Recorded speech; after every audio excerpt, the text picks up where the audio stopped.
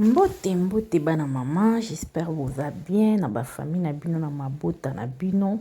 Quant à moi aussi, je vais bien par la grâce de Dieu. Affaire ya Dacosta bandeko na ngai. Réconciliation ya Dacosta na madame na ye oyo abimisela mbongo akenda kobala. Lelo tokoyeba banani bapanzaki libala wana. Eloko nini esali ki ba réconcilier. Pourquoi pe mabala ngo ya lelo ekoma kaka likambo mokie réseaux sociaux. Likambo mokie baye nango na média ezalaka nini bandeko nanga. Voilà, tout ça la mo analyse ensemble nga na bino. Ba bienvenue na bino na kati ya chaîne na biso ya la grande découverte TV. Bo s'abonner, bo like, bo partager. Un grand merci na bino nyonso o bolinga biso botala biso malgré ba absence mais bozawana toujours pour na biso. Voilà. Bandeko balobaka eloko o nzamba sangisi muta mokili koluka kokabola yango te. Eloko nini esalaki Dacosta na mwasi na ye basala séparation oyo basalaki ya makasi likolo nango to bando omona na internet jeton ekei ezongi. Bato mosusu balobaki non eza belle vie, bato mosusu balobaki non ezalaki par rapport ya basongi nde bando otindela Lauriane ba message ke Dacosta aza deux fois.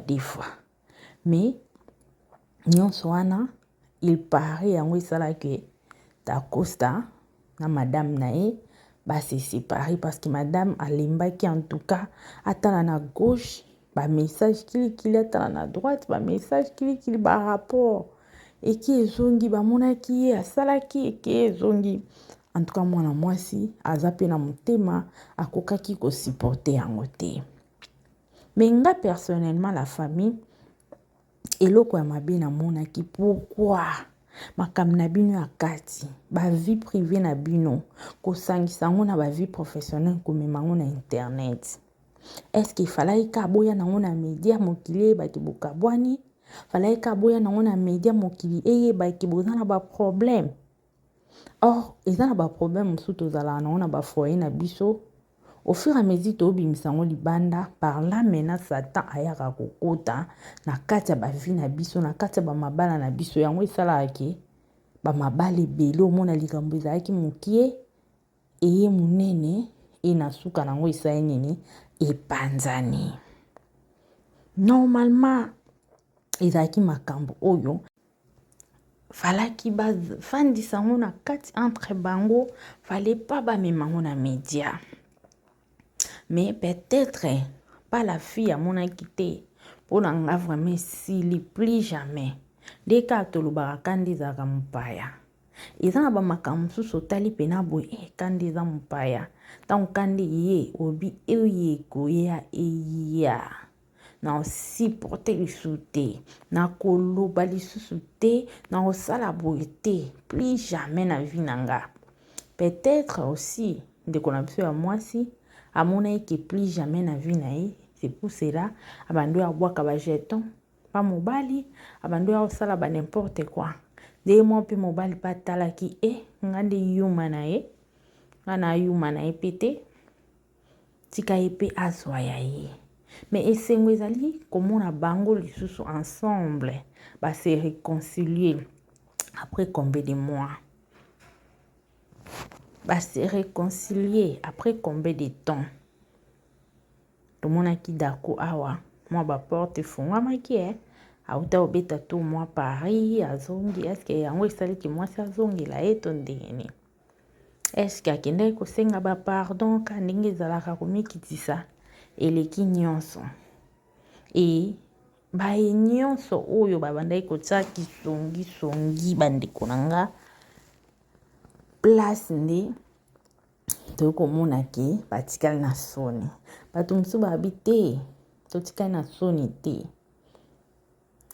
soni te bango monde bamiyokisani soni makambo na bango ya kati bimi libanda oui bango bamiyokisani soni me bazipi yango me bino bato bokenda otya kisongisongi omoni kutu dako eke ezongi bino mpe botikali na soni parmi bato wana batangi Gabriel na kati babia Gabi ye nde azalaki pont porte parole ake koto alobi dike bamosusu baotala par rapport à age ekei ya bale na ye te aomonaki petit sœur wana avanda na ndako ya libala bien te tikanaki ekoboma ngo kaka eboma na biso nyonso tokóma ndenge moko bandeko na nga le cœur de l'homme yango wana ndeko na nga comme conseil oza na kati ya libala na yo kolingaka te sœur moko boye master moko boye ayelako barapport ya mobali na yo de 1 soki libala na yo ekufi bato ya liboso babetaka maboko bato wana kolingaka biloko wana te zala sire na yo miyeba oza nani si réellement olingaka ovanda na ndako ya libala si réellement ozala femme moko quelconque nga nde mwasi navandaka na ndako ya libala na mobali na nga balanga nabokola bana soyeba mabe mosusu oyo omoni ke ekomema nango yo na liwa te mama mibatela kolinga te moto moya koyebisa ko bamakambo epesa ko bestoma batension inutile po eza na bato mosusu bayaka na basango mpo nabebiselo libala po aboma libala na yo po asala boye azongisa boye alors soki omoni ke babiloko wana nyonso olingi libala na yo olingi obokola bana na ona papa ya bana na yo omoni ke mabe o mobali na nga asalaka emema na onga na liwa tekanga matoi omoni ke na ndako na yo osisantaka ke wi mobali na nga alinganga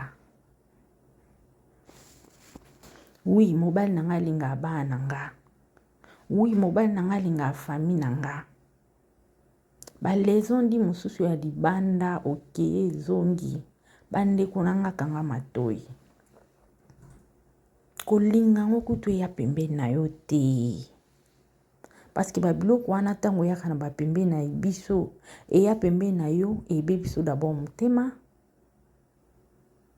ekopesa estomac ekopesa tension elongola confiance ya yo moko d'abord mwasi okoma mosusu na complexe moko ya yo moko oyo mosusu kutu na moto yango bazwilo libanda bokokani kutu te na makambo yango baoyela yo mosusu mpe eza nango ya lokuta bandeko na nga dakosta ye wana mafinga ekendaki ezongaki bajeton lelo bango wana bazongani bakomi ensemble bango wana bazongeli kotrace chemin na bango ebino baoyo bobandoya na bamessage ke esalaki ekeboye boke plus loin soit disant bobimisa bapreuve ki des fois ya dako eke ezongi lelo siko boza na niveau nini lelo boza wapi nzambe akonfondre bino nzambe akonfondre bino bolingwa bato ke ça soit mabe ya moto ozolingo détruire oyo nzambe asangisa susi na bino ezali bopanza bango bapaniania elelo tosuki wapi lelo boza na niveau nini